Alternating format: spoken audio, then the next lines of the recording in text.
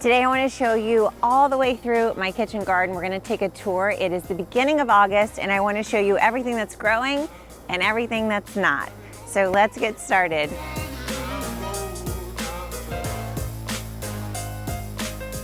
Welcome to the Gardenary channel. Garden plus ordinary equals gardenary. So it's our goal to make gardening an ordinary part of your life once again. So whether you're a beginner gardener just getting started or you're a garden pro who wants to start teaching other people through your own garden coach business, this is the place for you. So be sure to subscribe to the Gardenary channel, hit that little bell so you get a ding every time we drop a new video, and let's get into the garden tour. All right, we're gonna start right here, the very front of my kitchen garden, which is actually not really a kitchen garden, it's a pollinator garden. So this happened kind of by mistake.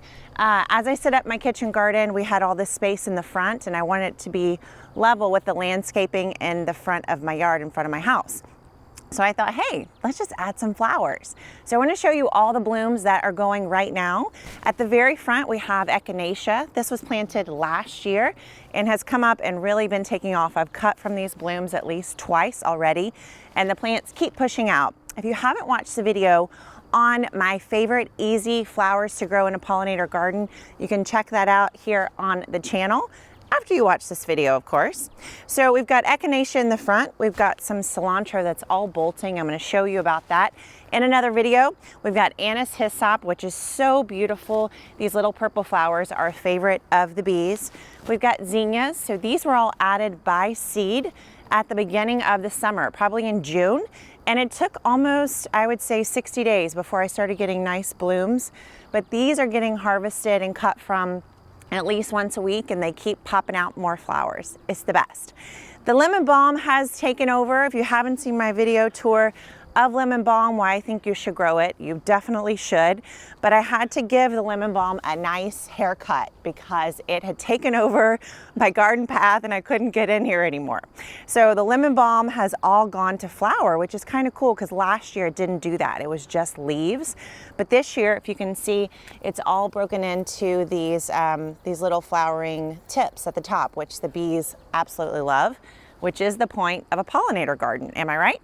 So at the back here we have, so I think this is called tansy. I could be wrong, but this is also a perennial. I planted this in my herb garden last year and moved it up here this year because it was so crazy wild last year. No blooms last year, but it has taken over. I need to do some research on this one, but I do love the flowers, don't you? I think they're so beautiful. And then finally back here is milkweed. Milkweed has taken forever to bloom this season, but we are finally starting to get some little flowers here. And I've been searching, but I have not seen, I've seen lots of monarchs around, but I have yet to see any monarch eggs. So fingers crossed we get to have a few of those before the season's over. So that's the pollinator garden. Now let's step back into the first set of beds. You ready? Let's go. Okay. We are doing really good, and here my tomato arch has finally met at the top. It's like a dream come true.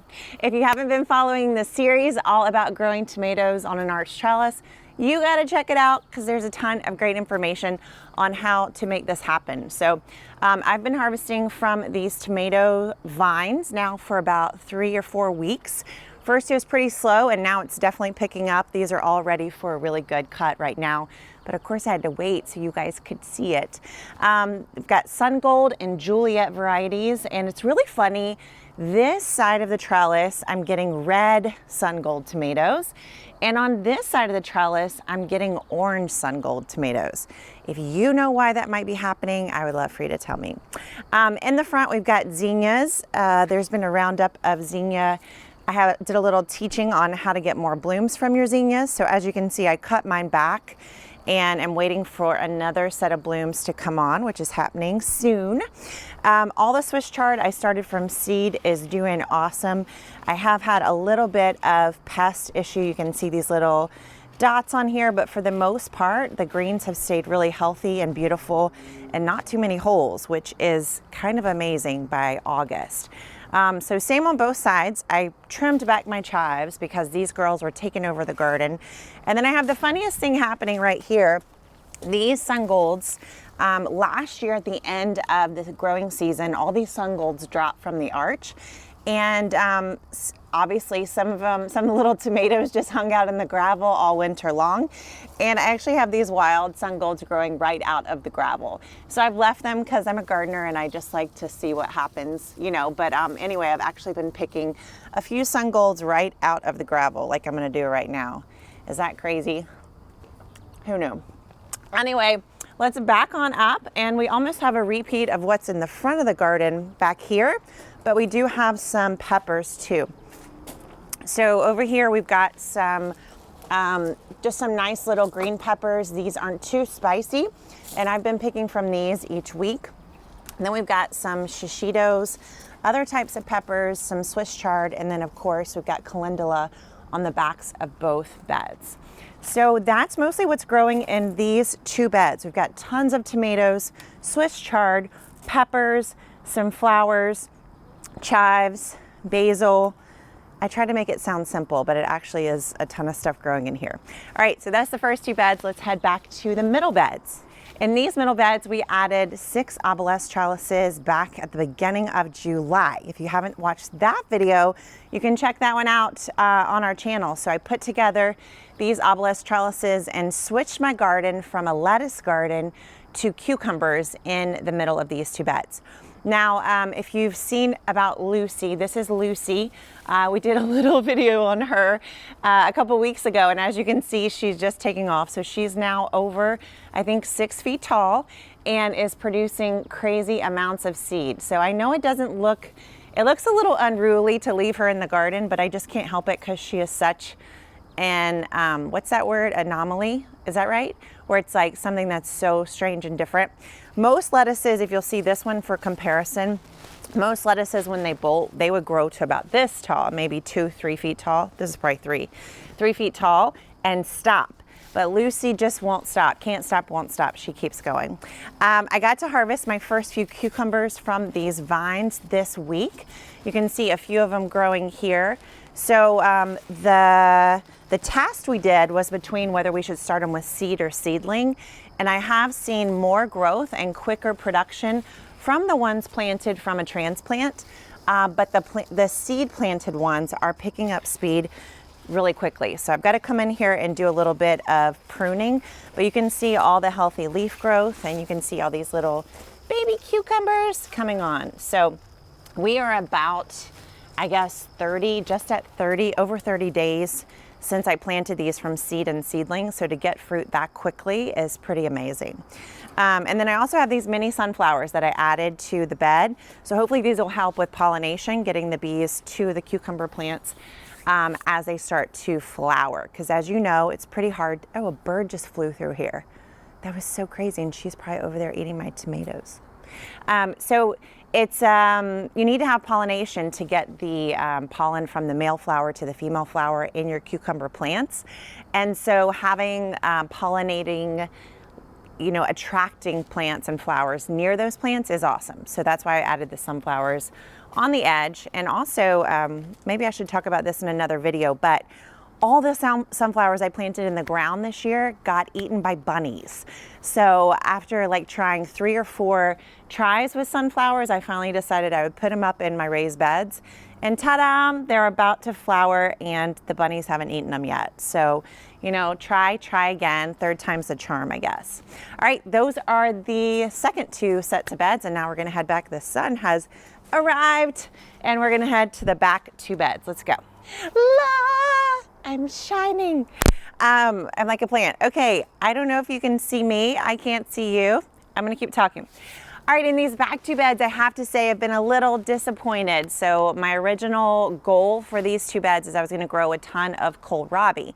Now back in June, I enjoyed lots and lots of romaine lettuce from these 2 beds, but I had this dream of all these cute little kohlrabis. If you're not familiar with kohlrabi, it's in the cabbage family. Sorry, it's in the cabbage family, but it doesn't form a cabbage head. It forms a little bulb underneath. Well, I failed on kohlrabi. This is my first time to grow it. I got tons of leaves and very few of those baseball size growth at the bottom. So these gardens I actually just cleaned out this past weekend. So what I did is I came into these spaces took out most of the plants. I had probably, I don't know, 20, I probably had 20 kohlrabi on both beds each. I took them all out and I added 2 bags of compost per bed. So about 2 cubic feet of compost in each garden. And I'm just gonna start over with a lot of this space. So my tomatoes are doing okay. I have brandywines and I've pulled a few of the larger tomatoes. If you don't know yet, I prefer growing smaller tomatoes. I just find more success, so much easier, less susceptibility to pest or disease. And I'm personally not a big tomato slice kind of person. I'm more like my salsas and things like that. So, but I do throw in some big tomatoes every now and then, and you can see these are ripening and ready to be harvested. But I have to say the plants are not incredibly healthy, and I haven't necessarily seen a ton of production on these back vines. So could be a combination of less sun. These 2 beds get less sunshine than the first 2. Could also just be some kind of pest or disease or something else going on. You can see there's little rust spots on the leaves, and that can either be disease or pest situation. So I did also in the back have all these volunteer tomatoes come up, and I have this issue with gardening where I don't want to kill my plants. Like if they start growing on their own, I just have a really hard time disciplining them and telling them to get out. And so I had, I don't know if you can see, but they're all a tangled mess, but I've had probably, I don't know, 30, 40 tomato plants come up in these back beds, and I haven't kept all of them, but you can see this one is just kind of going wild and crazy. So that probably adds to, honestly, my disappointment in these back beds, because I haven't really reined it in, and stayed in control. So it's probably my issue and not the gardens. I did try these cabbages, and these are honestly probably going to come out as well. You can see way too much stem here is showing. This should be much closer down to the ground.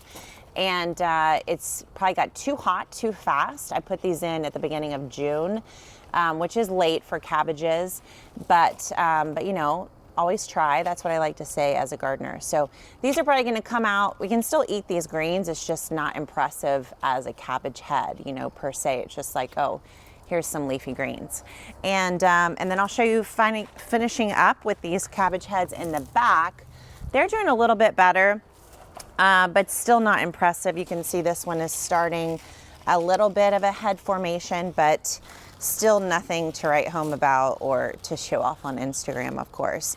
So again, I may just kind of throw in the towel with these cabbages. We will see.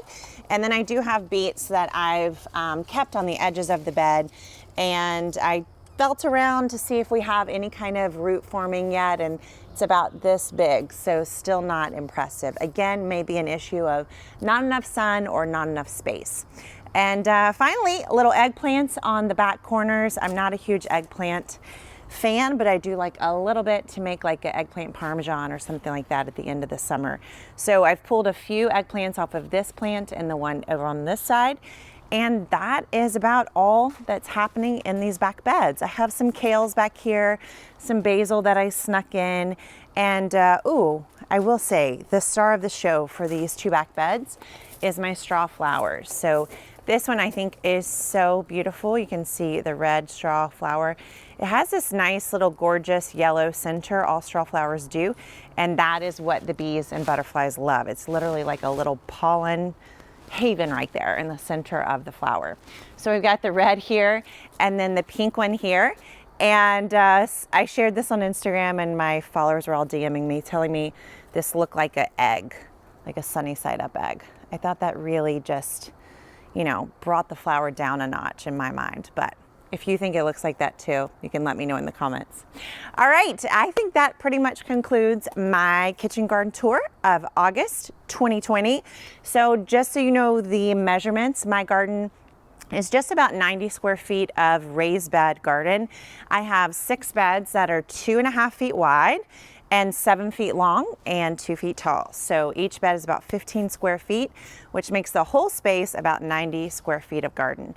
So this gives you a picture of how you can really pack in the plants, get tons of growth, and experiment, have fun, all in a very small space.